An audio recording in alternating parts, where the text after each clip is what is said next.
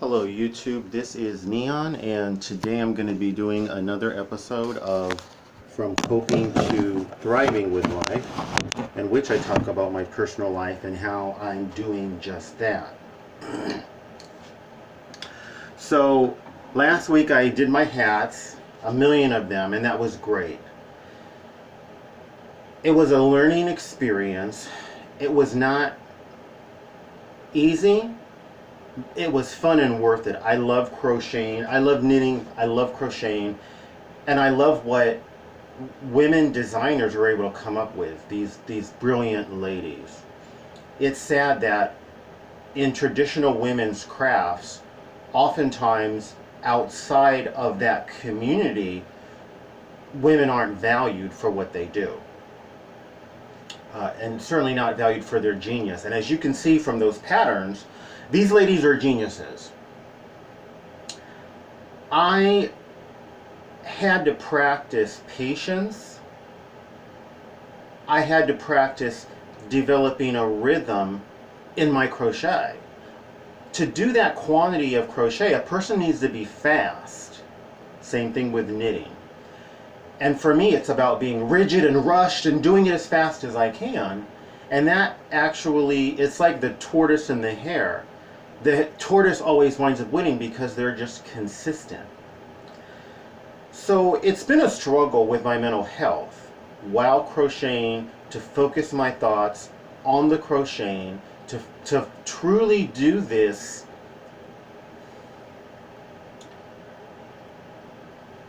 not intuitive, counterintuitive way of crocheting, of being patient, relaxed, and developing a rhythm versus putting all my effort and going as fast as I can. So that in fact I will crochet faster doing it the right way. It's been a challenge to control my thoughts. I struggle with mental illness while crocheting. These thoughts get in the way and I forget what I'm crocheting, and I make mistakes that should not be made on patterns I've done a lot, many times. So it's been a constant struggle and a worthy struggle. I thank God for the visualizations that I talk about of sending and receiving love. Many of the thoughts that come crashing into my mind while crocheting, they're about people. They're about tragic experiences, humiliating experiences where I've humiliated myself or put myself in danger. And they're a distraction from crocheting. They're painful memories. It could be about a lot of the abuse that I suffered. I'm haunted by a lot of that abuse. So in order to cope with these constant thoughts, I constantly have to visualize sending and receiving love. And this plays a major role in me being able to focus on the crochet, be in the present, focus on being relaxed and patient and developing a rhythm with my crochet, which winds up with me crocheting faster, finishing rounds faster than I thought, and being like, oh well, I'm done with this round, I've ready to start a new round. Even though it felt as though I was crocheting slowly. So it's very counterintuitive, but it's the right way of doing things. And finally, I'm beginning to do what I've known for years in terms of crocheting quickly and accurately. And of course it is controlling my attention, controlling my thoughts, but also being relaxed and developing a rhythm. I'm so grateful for finally being able to do this. These patterns, I understand these patterns, but these patterns are not simple, and these patterns require controlled attention.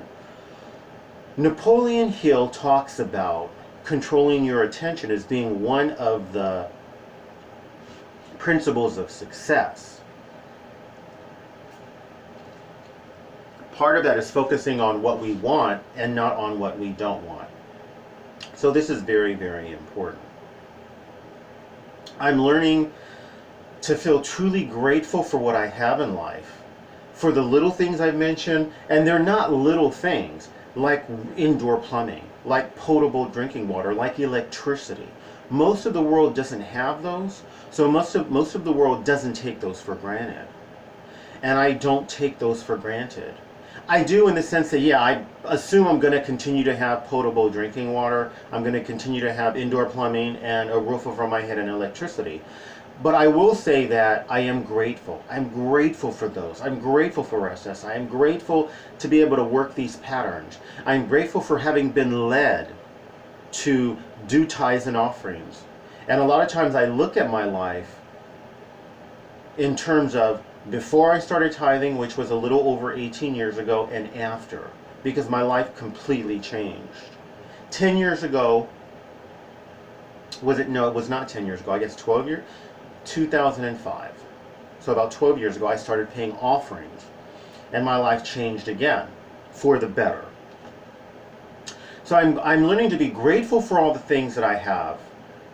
A deep sense of gratitude to the God of my understanding for the things that I have, and yet acknowledging the pain and suffering of being alone, of living in poverty, financial poverty, not a poverty of morality, not a poverty of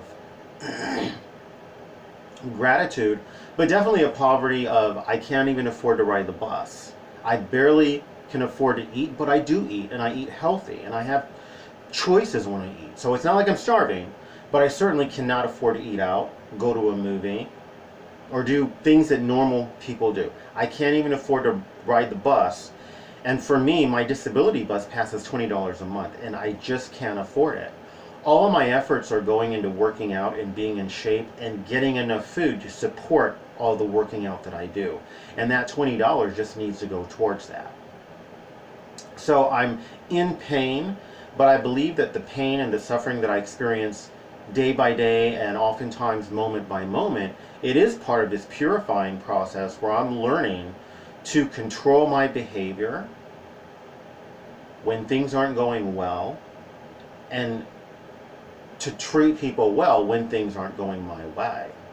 Part of that means I don't get sex as much as I want. I don't get it when I want. And it's tough because sex for me is sort of affection, friendship, bonding. Since I am isolated and alone and I don't have a support system, sex meets all of these needs that it's not necessarily supposed to meet. So to do without it is really tough, and I've been doing without it. I've had numerous situations, including today, when I could hook up, but the timing wasn't right. I had things I needed to do, and I needed to be focused on my priorities. So when I hook up, it's when I can hook up. And a lot of times it's not when other people can hook up. On top of that, there's a lot of people in my past that I hooked up with, and I'll go back and hook up with them again. And I realize that a lot of these people, we didn't get along. It's not a healthy situation, and I don't want to go back to that. So when these people have contacted me, I've basically said no. And I have been disciplining myself to not contact them, no matter how desperate, whatever. That's a good thing. It's not easy and it's not fun, but it is necessary. There's somebody who wants to meet today, and he gave me a time frame, and it's like, I can't meet at that time. I have things to do today. Sunday for me is a busy day. This is one of the things that I do.